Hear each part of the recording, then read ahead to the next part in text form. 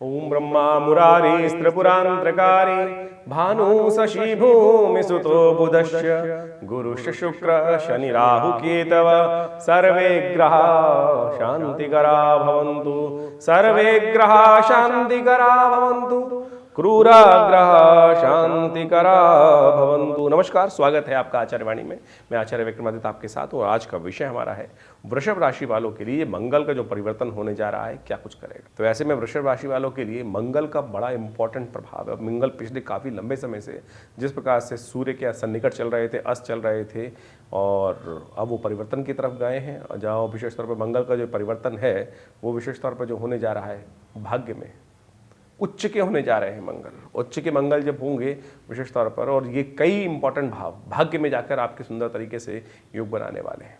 पुरुषार्थ के स्वामी हैं, सेनापति हैं ग्रहों के अंतर्गत, और इनका सुंदर योग आपके लिए बनने वाला है।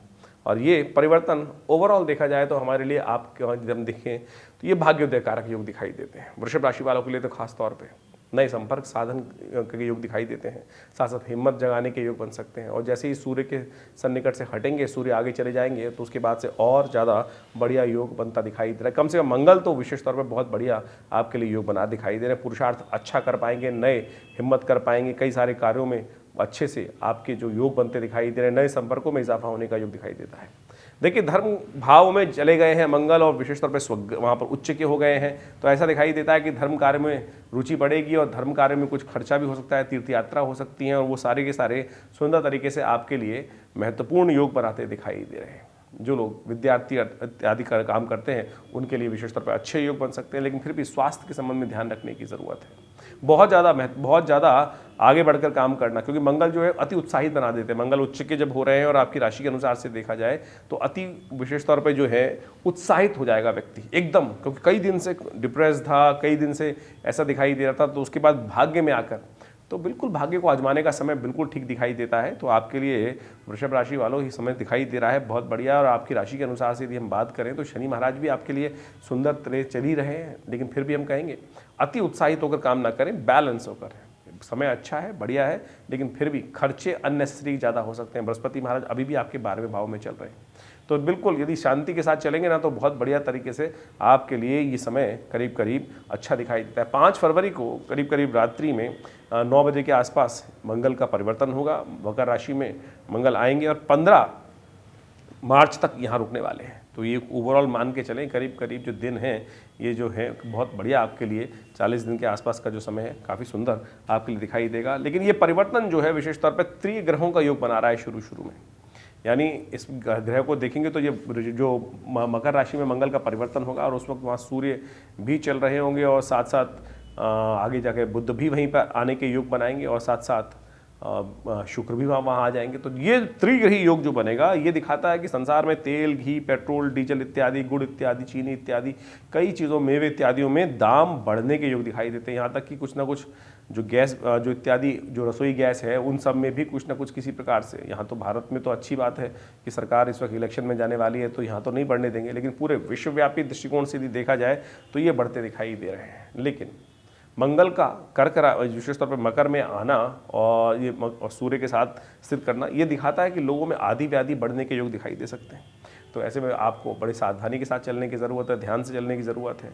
हालांकि भाग्योदय कारक समय है, कोई दिक्कत नहीं है, लेकिन फिर भी ओवरऑल ग्रहों का सिनेरियो जो है वो हमने आपको बताने का प्रयास किया। तो इस समय में कोशिश करें मंगल को और ठीक करने के लिए कुछ उपाय कर लें तो बहुत अच्छा रहेगा। मंगल को कंट्रोल करने के लिए सबसे बढ़िया हमको दिखाई देता है कि आप गुड़ का दान करने का प्रयास करिए था। के जब भी समय मिल जाए तो ये 1.5 महीने में करीब करीब हो सके तो कभी जब मंगलवार आ रहा हो तो आप विशेष तौर पर हनुमान जी की प्रसन्नता के लिए गुड़ का दान कर दीजिए। या एक मंत्र है ओम क्रांग क्रीं क्रौंग से भौमाय नमः, क्योंकि मंगल आपके अष्टमेश है और मंगल सप्तमेश जो है आपके मंगल, और वो भाग्य में जाके बैठ गए हैं। तो थोड़ा सा गाड़ी वाड़ी चलाते वक्त ध्यान रखेंगे तो वो अच्छा रहेगा। हो सके तो आपकी राशि के अनुसार से आपको एक मंत्र का जप कर लेना चाहिए, ओम क्रांग क्रीं क्रौंग से भौमाय नमः। यदि 5 बार 10 बार नित्यपति भी कर लेंगे ना तो बहुत सुंदर होगा। 108 बार कर सकेंगे तो बहुत कल्याणकारी योग बनेगा। तो मंगल का मंत्र नोट कर लीजिए, ओम क्रांग क्रीं क्रौंग से भौमाय नमः। वैसे भाग्य के दृष्टिकोण से ये मंगल यहाँ पर आए हैं, और हमारे को ये दिखाई देता है कि यदि आप धर्म कार्यों में ज़्यादा लिप्त हों बहुत बढ़िया तरीके से, तो विशेष तौर पर सधोगे भी और लाभ प्राप्ति के योग बन जाएगी। मंगल की दृष्टि बड़ी अच्छी पड़ रही है। मंगल की दृष्टि विशेष तौर पर जमीन जायदाद के कुछ नए सौदे आपको प्राप्त होने के योग बना सकती है, क्योंकि मंगल पूर्ण तरह से ताकत में है इस वक्त। और साथ साथ मंगल की दृष्टि जो पड़ रही है वो विशेष तौर पे आप बता दें, जो पहली दृष्टि मंगल की जो चौथी दृष्टि मानी जाती है वो खर्चे वाले भाव पे बढ़ा रही है।